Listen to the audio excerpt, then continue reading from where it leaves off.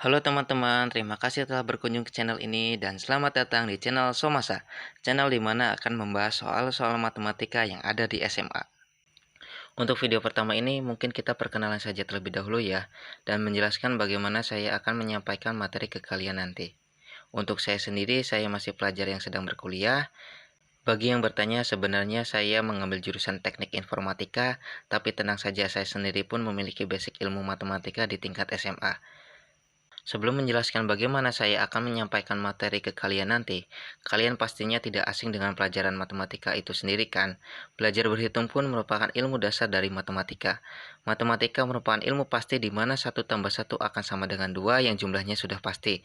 Menurut beberapa ahli, James dan Johnson, pada tahun 1976, James mendefinisikan matematika adalah ilmu tentang logika mengenai bentuk, susunan, besaran dan konsep-konsep yang berhubungan dengan yang lainnya dengan jumlah yang banyak dan terbagi dalam 3 bidang yaitu aljabar, analisis, dan geometri.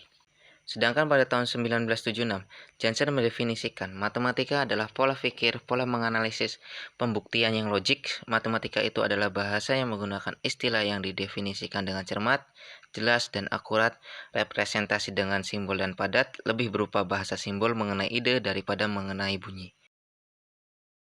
Matematika merupakan ilmu yang cukup luas. Dalam sebuah permasalahan matematika pun banyak cara untuk menyelesaikannya. Di sini yang akan menjadi bagaimana nantinya saya menjelaskan materi kepada kalian dengan cara saya sendiri. Semua akan sama apa yang guru kalian ajarkan nanti, tetapi setiap orang memiliki cara masing-masing untuk menyampaikannya. Kita ambil contoh kecil saja. Tentukan nilai X dari X plus 2 sama dengan 6. Ada dua cara penyampaian untuk menyelesaikan permasalahan di atas, yaitu dengan cara menghilangkan angka 2 dengan pengurangan atau dengan pemindahan ruas. Untuk cara pertama, masing-masing kedua ruas harus dikurangi 2 untuk menghilangkan angka 2 pada ruas kiri. Sehingga 2 dikurangi 2 akan habis dan 6 dikurangi 2 menghasilkan nilai 4.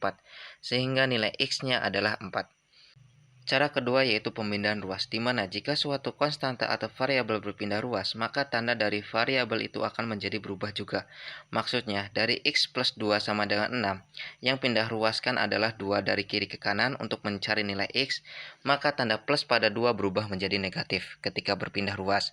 Sehingga 6 dikurangi 2 sama dengan 4, nilai X-nya adalah 4. Untuk pasangan tanda yang berubah, biasanya plus dengan negatif, perkalian dengan pembagian, akar dengan perpangkatan. Jadi, itu yang saya maksud tentang ilmu matematika.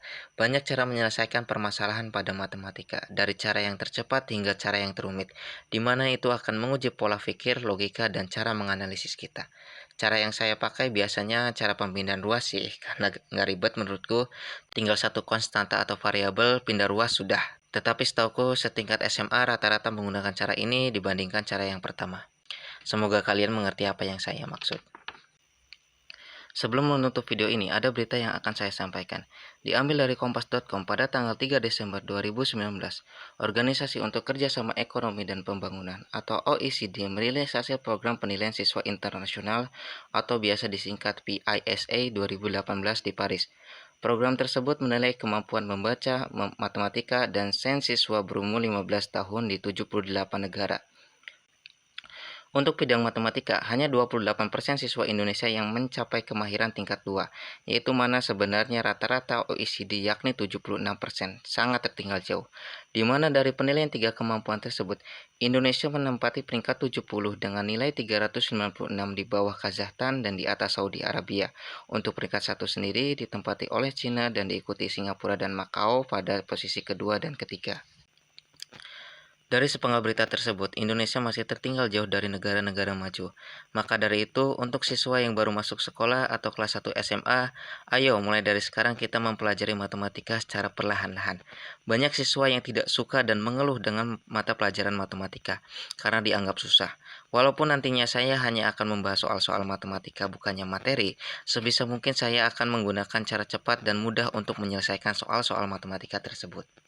Kita akan senang belajar apabila kita mencintai pelajarannya. Jadi cintailah pelajarannya, maka akan mudah bagimu untuk menaklukkan soal-soalnya.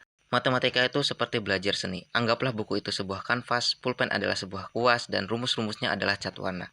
Ada keindahan dalam mengerjakan penuh warna di dalam rumus-rumusnya dan kepuasan setelah mengerjakannya. Sampai di sini video perkenalannya, semoga bermanfaat. Terima kasih sudah mampir. Besok kita akan memasuki materi soal kelas 10 di bab persamaan dan pertidaksamaan nilai mutlak.